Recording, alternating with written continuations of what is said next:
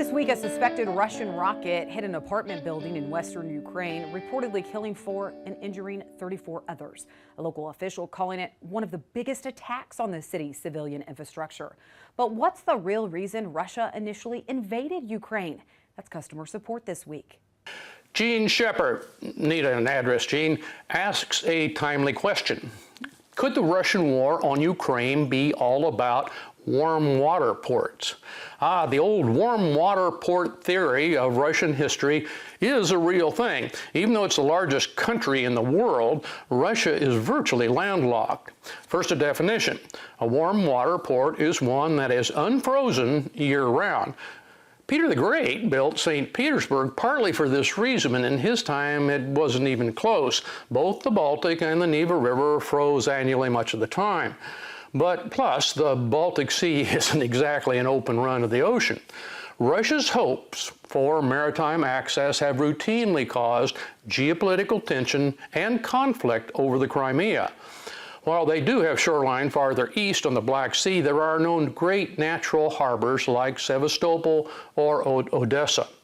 In theory, it does have another warm water port to the east in Vladivostok, but it's got its own problems, namely Japan and Korea surrounding the Sea of Japan, and it's also just a few time zones away from most of the people and goods in Russia. The Black Sea itself is problematic for global shipping. 2 defensible water routes strangle traffic to the Mediterranean: the Bosporus Straits, which narrows to less than a half a mile at one point, and the Dardanelles into the Med. Surprisingly, the answer may be happening, albeit very slowly.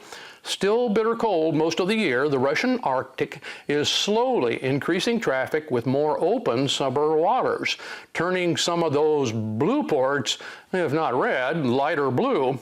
While still a tiny fraction of all their shipping, slowly rising average temperatures and infrastructure investments are helping to create, if not warm water ports, less frozen ports. Oddly, as Canada is finding out, one unexpected problem is creating fire breaks in the previously too cold to burn boreal forests to protect those growing towns. Russia's major exports, petroleum and minerals, are also concentrating on developing overland routes and pipelines to India and China. Given Russia's uneven population distribution, manufacturing trade does need more access. I think a warm water port is a factor in the Ukraine war, but the global shift to renewables and EVs, combined with allied trade sanctions, suggest energy exports won't be the driving reason.